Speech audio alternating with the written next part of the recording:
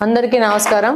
ఈరోజు కడప ఆనిముత్యం మహిళా ప్రపంచ కప్ లో విజయం సాధించి మన కడపకు చెందిన శ్రీచరిణి ఈరోజు కడపకు వస్తా ఉంది। దానికి సంబంధించి 7 రోడ్స్ నుంచి రాజీవ్ మార్గ్ వరకు ర్యాలీ జరగబోతా ఉంది। అలాగనే క్రికెట్ అసోసియేషన్ తరపు నుంచి అమ్మాయికి ఘనంగా సన్మానం చేయడం జరుగుతా ఉంది। ఈ సందర్భంగా వైఎస్ఆర్ సిపి పార్టీకి చెందిన వాళ్ళకు పార్టీకి చెందిన ప్రతినిధులు ఏవో చెవులు పువ్వులు అంటూ ఎద్దేవా చేస్తూ ఉండారు। మన ప్రభుత్వము కూటమి ప్రభుత్వము చేస్తున్న సంక్షేమ కార్యక్రమాల మీద రాద్ధాంతం చేస్తూ మన రాష్ట్రంలో ఏ విషయం జరిగినా దాన్ని ఎద్దేవా చేస్తూ వాళ్ళ ఉనికిని కాపాడుకోవడానికి వాళ్ళు ఈరోజు పాపం స్ట్రగుల్ అవుతూ ఉండారు। ముఖ్యంగా ఆ పార్టీలో పుట్టిన వాళ్ళకంటే తెలుగుదేశం పార్టీలో పుట్టి పదవులు అనుభవించి టికెట్లు తీసుకున్నోళ్ళు ఈ దఫా వాళ్ళకి అవకాశం లేని వాళ్ళందరూ ఆ పార్టీలో చేరి వాళ్ళ యొక్క హడావిడి ఎక్కువగా ఉంది। పాపం ఆ పార్టీలో పుట్టిన వాళ్ళకి వాళ్ళ పార్టీ కంటే తెలుగుదేశం పార్టీ కూటమి ప్రభుత్వం శ్రీ నారా చంద్రబాబు నాయుడు గారు బాగా సేవ చేస్తున్నారు। ప్రజలకి బాగా వాళ్ళ పరిస్థితులకు అనుగుణంగా వాళ్ళకి కావాల్సిన అన్ని సమకూరుస్తూ ముందుకు పోతుందని వాళ్ళ పార్టీలో ఉన్న వాళ్ళందరూ ఒప్పేసుకుంటున్నారు। బట్ ఇక్కడి నుంచి పోయిన వాళ్ళు మైగ్రేట్ అయిన వాళ్ళు మాత్రమే రాద్ధాంతా చేస్తున్నారు, ఎందుకంటే ఉనికి చాలుకుంటున్నారు। ఈరోజు అంత వరల్డ్ కప్ సాధించి ప్రజలందరూ సంతోషంగా ఉంటే మన రాష్ట్రానికి చెందిన అది మరి కడపకు చెందిన అమ్మాయి ఆ యొక్క టీంలో మెంబర్ అయిపోయి ఈ విజయానికి ఆమె కూడా కారణం అవడం గురించి అందరూ ఆనందాలు వ్యక్తం చేస్తుంటే ఒక్క చిటికెడు ఉప్పు పాలనట్టు ఎరగొడుతుందో ప్రజల యొక్క ఆనందాన్ని వీళ్ళు ఇలా ఎద్దేవా చేస్తూ అవహేళన చేస్తూ ఉంటారు। ఇది కూడా ప్రజలందరూ గమనిస్తున్నారు। ఈరోజు పొద్దున్నే శ్రీచరిణి చంద్రబాబు నాయుడు గారిని లోకేష్ గారిని ప్రత్యేకంగా కలవడం జరిగింది। అక్కడి నుంచి బయలుదేరి కడపకు రాబోతా ఉంది। ఈ నాయకులు మాట్లాడతారు, ఏం చేసినారు రాష్ట్రంలో ఈ యొక్క క్రికెట్ ఆడిన అమ్మాయికి ఏమి ఇచ్చినారు, ఏం గౌరవం ఇచ్చినారు అంటూ ఎద్దేవా చేస్తూ ఉన్నారు।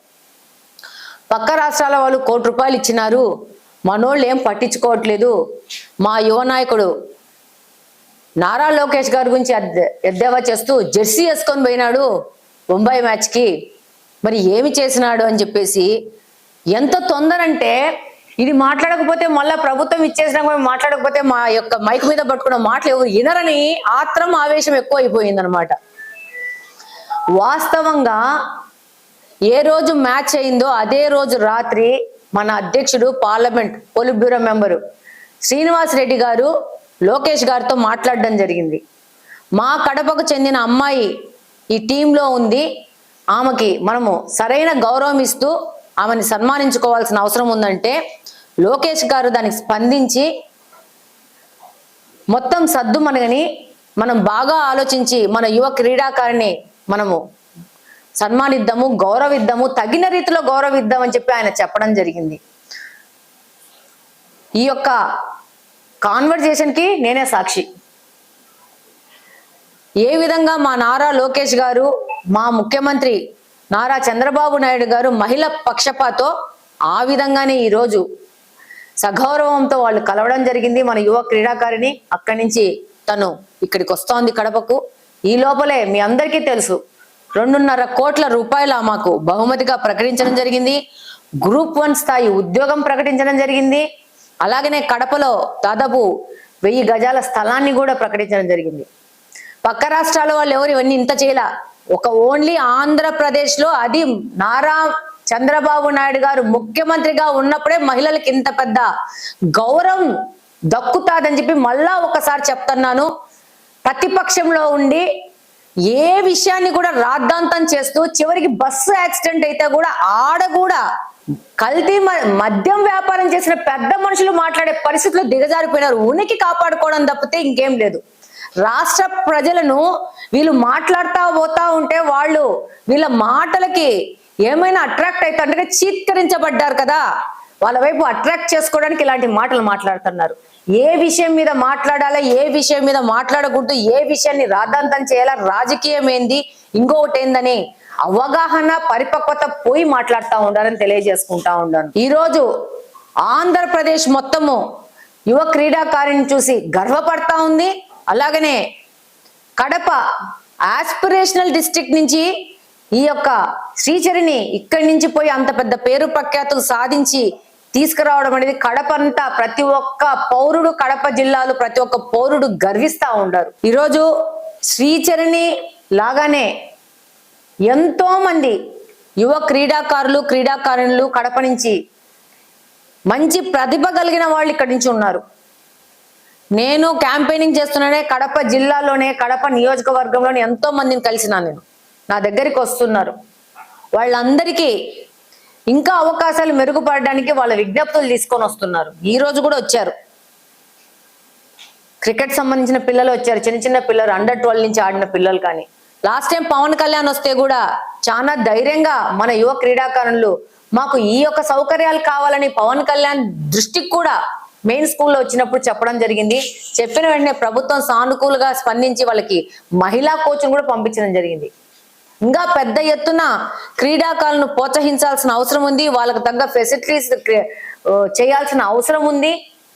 వీటన్నిటికీ ప్రభుత్వం సిద్ధంగా ఉంది. మీ అందరికీ తెలుసు, రాష్ట్రంలో ప్రజలకు అందరికీ తెలుసు, ఈ ప్రభుత్వం మహిళా పక్షపాతి, ఈ ప్రభుత్వం యువత పక్షపాతి, ఈ ప్రభుత్వం ప్రతిభ ఉన్న వాళ్ళ పక్షపాతి. మీ అందరికీ తెలుసు, నైపుణ్య సర్వే అని చెప్పేసి చంద్రబాబు నాయుడు గారు అధికారంలో రాగానే మొదలు పెట్టారు.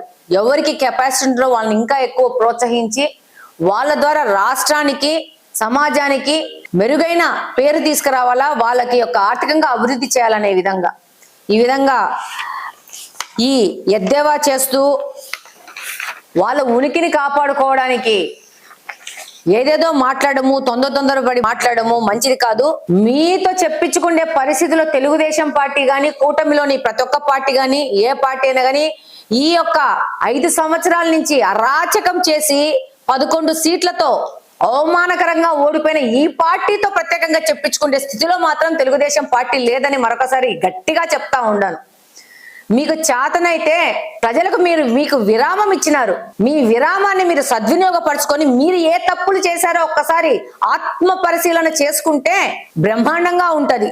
రేపు ఏమన్నా పొరపాటున మీరు మంచి పనులు చేసి ఆత్మ పరిశీలన చేసుకుంటే ఈ నుంచి 20 సంవత్సరాలకి ఎప్పుడు మీకు ఏమన్నా ఒకవేళ అవకాశం ఉంటే అవకాశం అందుకోవడానికి మీరు అర్హులైతారని తెలియజేసుకుంటా ఉన్నాను. ఏ విషయాన్ని రాద్ధాంతం చేయాలా, ఏ విషయాన్ని రాద్ధాంతం చేయకూడదు, ఏ విషయాన్ని మాట్లాడాలా, ఏ విషయాన్ని మాట్లాడకూడదు అవసరం లేకుండా మీ ఉనికిని చాడదలుచుకుంటే మీరే దిగజారిపోతారని తెలియజేసుకుంటా ఉన్నాను. ప్రతి ఒక్కరు మీ ద్వారా కోరుకుంటున్నాను, కడప నియోజకవర్గంలోని ప్రజలు గాని, కడప జిల్లాలోని ప్రజలు గాని శ్రీచరిని వస్తా ఉంది. 6:30కి కడపకు రీచ్ అవుతుంది. కడపకు రీచ్ అయినాక ఆమె విజయానికి, మనకు ఆమె ఇచ్చిన గౌరవానికి, కడప నియోజకవర్గానికి, కడప జిల్లాకి మనకు దక్కిన ఈ గౌరవానికి ఆమెని సాదరంగా ఆహ్వానిస్తూ ఆమె సన్మాన కార్యక్రమంలో ప్రతి ఒక్కరు పాల్గొనాలని కోరుకుంటున్నాను. అలాగనే మహిళా క్రికెట్ జట్టుకి మరొకసారి శుభాకాంక్షలు తెలియజేసుకుంటూ, అలాగనే శ్రీచరిని భవిష్యత్తు కూడా బ్రహ్మాండంగా ఉండాలని ఆశిస్తూ ధన్యవాదాలు తెలియజేసుకుంటా ఉన్నాను.